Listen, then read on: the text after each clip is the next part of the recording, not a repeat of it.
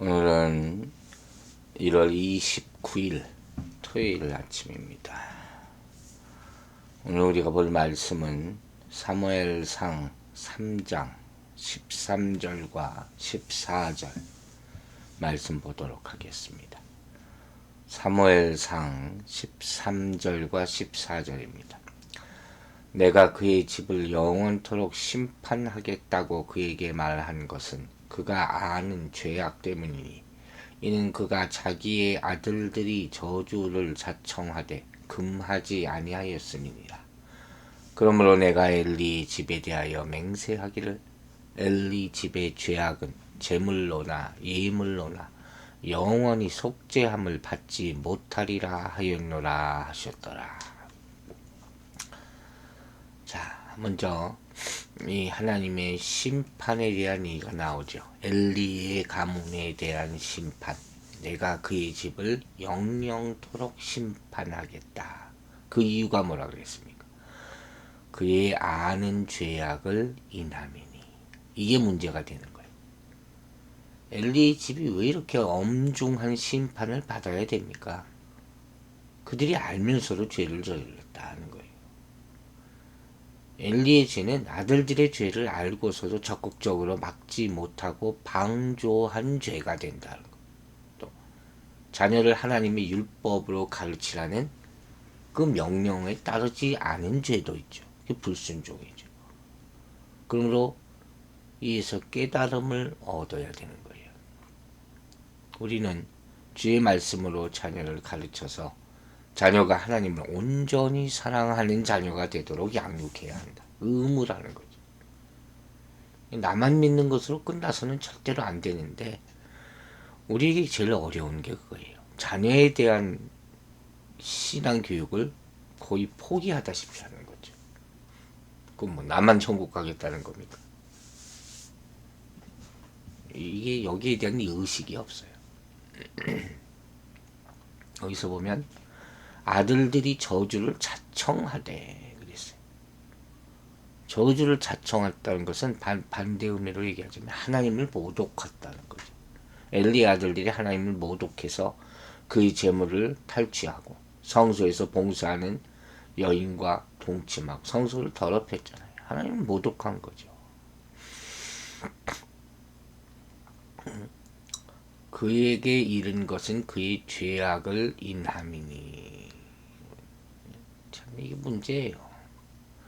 아는 죄, 고범죄라고도 옛날 분들이 많이 얘기했죠. 알고 범하는 죄. 지금 하나님이 모르는 죄를 묻고 있는 게 아니라는 거예요. 죄인가 아닌가, 불인가, 의인가, 이걸 우리가 분별할 줄 알아요. 그리고 가르쳐야 되는 것이죠. 배워야 되는 것이죠. 근본적으로 기본적으로 이거 우리 마음에 있는 양심으로 볼 수 있는 거예요. 보이지 않는 율법, 양심, 이걸로 우리는 사실 분별할 수 있죠. 하나님이 우리에게 이미 우리를 지으실 때 주신 것이죠. 지식으로 나타나지 않더라도 필요할 때 이것으로 분별하게 되는 것이죠. 이걸 자꾸 개발을 해야 돼요. 죄가 가려져 있기 때문에. 양심껏 살아라 이런 말도 하지 않았습니까? 옳은 일, 그른 일, 잘하는 일, 못하는 일, 이걸 분별할 수 있도록 가르쳐야 된다는 거예요. 그리고 하나님은 이 아는 것에 대해서 심판하신다 하는 사실을 알아야 되죠. 라이널드 니버라는 유명한 사람이 쓴 기도문이 있잖아요. 이런 거예요. 하나님이여 고칠 수 있는 것에 대해서는 그것을 고칠 수 있는 용기를 주시고 고칠 수 없는 것에 대해서는 그것을 받아들일 수 있는 냉정함을 주시옵소서. 그리고 고칠 수 있는 것과 고칠 수 없는 것을 식별하는 지혜를 주시옵소서. 이렇게 용기와 냉정함과 지혜, 이 세 가지 구하는 그런 기도거든요. 우리에게도 이 기도가 필요하다 하는 거죠. 식별하는 지혜가 있어야 되고, 한번 알았으면 실천해야죠. 알면서도 행하지 않으면 그 아는 지식이 죽은 지식이 되는 것이죠. 그게 또 죄가 되는 것이죠. 또 모르면 알아야죠. 배워야죠. 그래서 실천하기 위해서는 지식도 있어야 되지만 또 식별할 줄 알아야 되고 냉철함이 있어야 돼. 냉정한 이성이 있어야 된다 하는 것입니다. 근데 오늘 본문 말씀에 아는 죄악을 인함이라 하시잖아요. 가톨릭에서는 이것을 중죄라고 또 구분해서 얘기해요. 모르고 짓는 죄는 좀 가볍다는 거예요. 그러나 알고 짓는 죄는 그건 더 큰 죄다. 살인이나 도적질이냐 간음이냐 죄의 종류에 따라 이렇게 그 중죄 경제를 나누는 것이 아니라 하는 거예요. 죄의 무게는 내가 그것을 할 수 있는 일이냐 할 수 없는 일이냐 여기에 달려있다는 거죠. 내가 할 수 있는 일이고 또 알고 그러면서 행하지 않으면 그건 중죄라는 거예요. 그러나 할 수 없는 일이죠. 부득이한 일. 물론 여전히 죄가 될 수 있어요. 그러나 하나님과 나 자신 사이에서는 경죄로 취급될 수도 있다. 하나님이 기다려 주신다는 것이죠.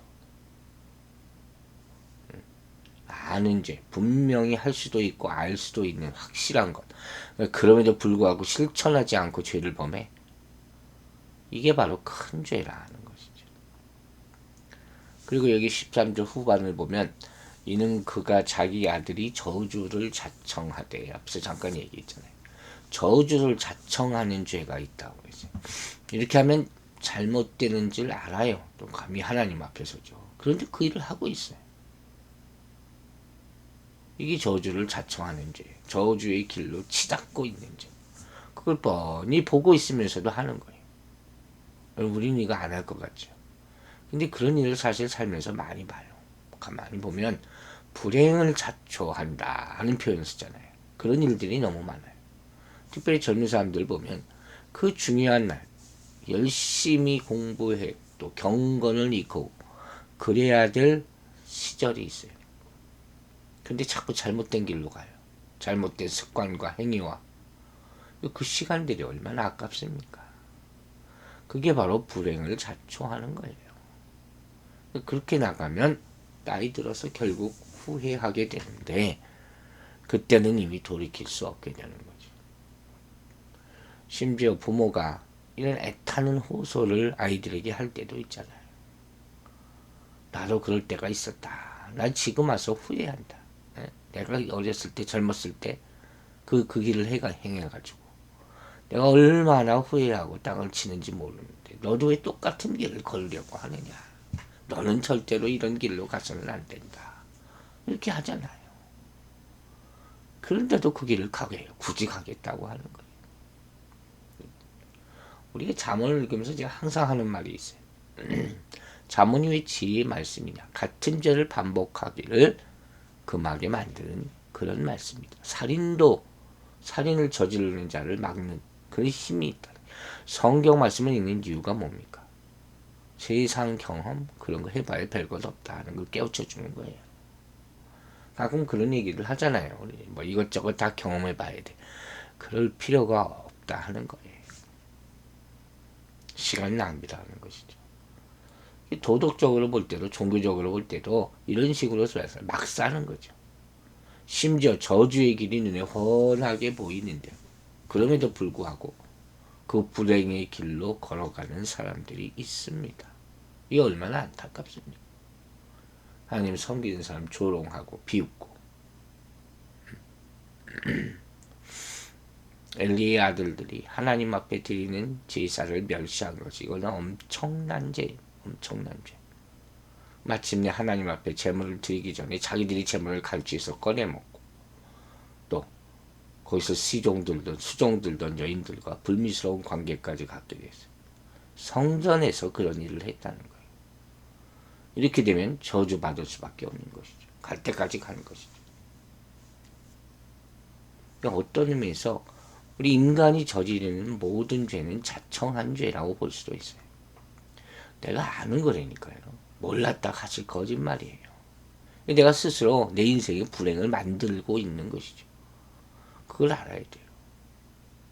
이대로 그게 계속되는 것이고 계속되면 반드시 저주에 빠질 수밖에 없는 것이죠. 우리가 스스로가 이거 못 막아요. 그래서 때때로 하나님께서 큰 사건을 통해서 막아주시는 것도 경험하게 되는 그건 다행이에요. 다행으로 여겨야 되는 거예요. 이제 그만해라 하는 거죠. 꼼짝달싹 못하게 만들어주신.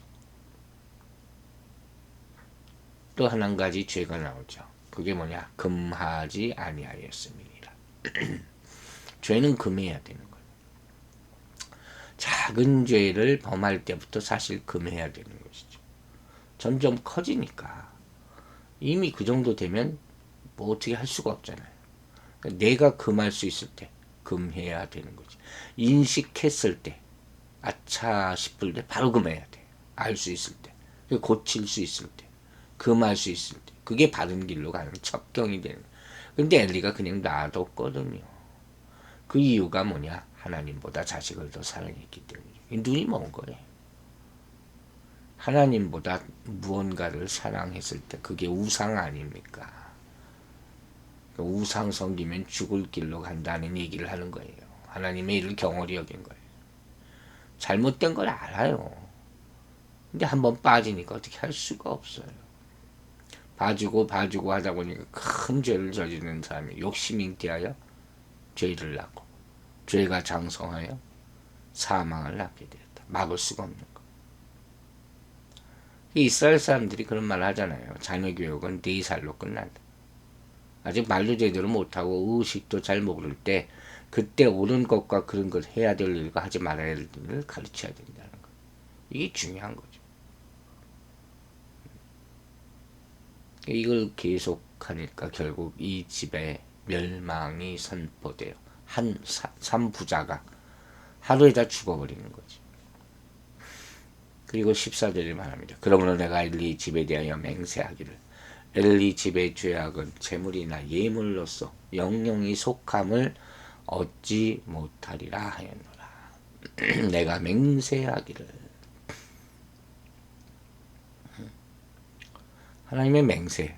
이거 무서운 거죠. 그 내용이 구체적으로 나오진 않지만 어쨌든 엘리의 집에 대한 이런 하나님의 사람의 엄중한 심판적 예언은 하나님이 맹세하신 것과 다름이 없죠. 그 내용이 뭡니까? 엘리 집의 죄악은 속함을 얻지 못하리라. 하나님의 심판은 피할 도리가 없다는 얘기죠.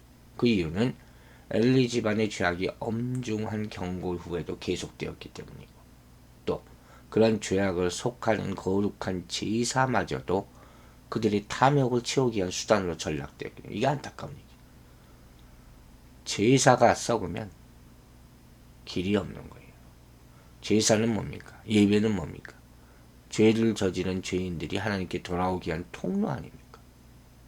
근데 그 은혜의 통로가 악의 통로로 사용되면 이제는 더 이상 돌이킬 수가 없다. 그럼 예배를 그런 마음으로 드려야 되는 거예요. 그래서 엘리 집안의 심판은 이제 결국 돌이킬 수 없게 되었다. 여기서 제물이라는 피 흘림이 있는 희생 제사를 말하고 예물은 피 흘림이 없는 곡식 제사를 가리키는 거예요. 어떤 제사로도 안 된다. 제사 자체를 모독하는 죄를 졌었기 때문에 어떻게 할 거예요? 다른 방법이 없지. 하나님이 주신 유일한 방법이 제사인데, 이는 오늘날 우리 죄를 구속하신 그리스도의 십자가의 보혈을 모독하고 성령을 회박하는 자가 용서받을 길이 없는 것과 마찬가지입니다.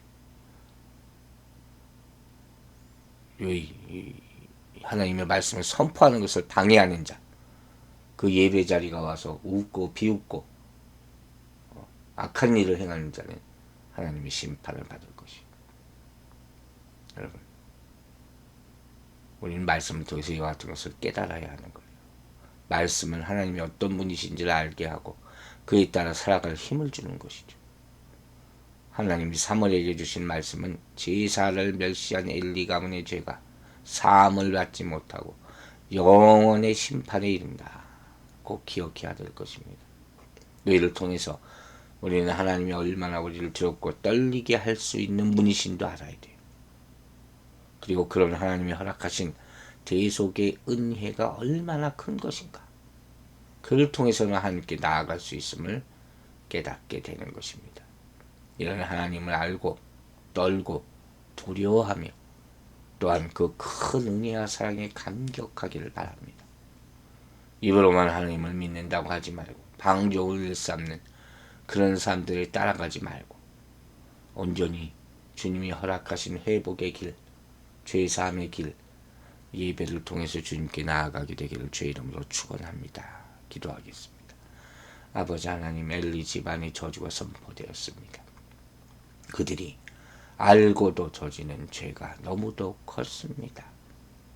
우리 인생에도 하지 마라, 하면 안 된다는 하나님의 말씀이 성경 안에 많이 담겨져 있음에도 불구하고 또 저지르고 또 실수한 것들이 얼마나 많습니까?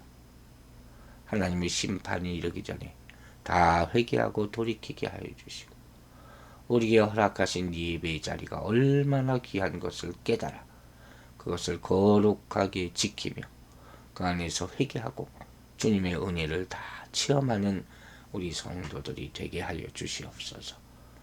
아버지, 어젯밤부터 눈이 많이 왔습니다. 오늘 일하시는 분들 주님 상함이 없게 하여 주시고 특별히 밖에서 또 일을 하고 또 운전하는 분들이 있습니다. 주님께서 눈동자와 같이 지켜주셔서 내일 주일 예배에 참 어려움 없이 참석할 수 있도록 주님께서 역사하시고 인도하여 보호하여 주시옵소서.